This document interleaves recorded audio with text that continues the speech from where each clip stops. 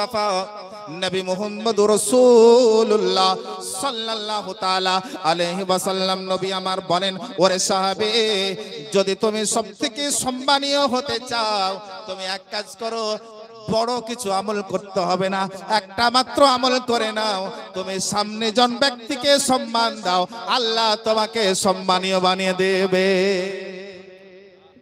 একটাই কথা মাত্র, ছোট, কি? সামনে জন ব্যক্তিকে তুমি সম্মান দাও, তুমি সম্মান। তাহলে সম্মান নিতে গেলে সম্মান কি, নিতে গেলে সম্মান দিতে হবে, তাই তো? আমি যদি আপনার সম্মান না করি, আপনি আমার সম্মান করবেন কোনদিন? প্রিয় রাসূলদার নবী মুস্তাফা নবী মুহাম্মদুর রাসূলুল্লাহ সাল্লাল্লাহু তাআলা আলাইহি ওয়াসাল্লাম নবী আমার বলেন, সাহাবীরে, সকলের কাছে তুমি প্রিয় পাত্র হয়ে দাঁড়াবে যদি তুমি সামনে জন ব্যক্তিকে তুমি সম্মান করতে লাগো।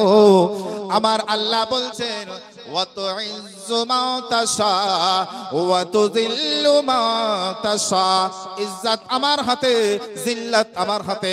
বান্দারে, তুমি আমার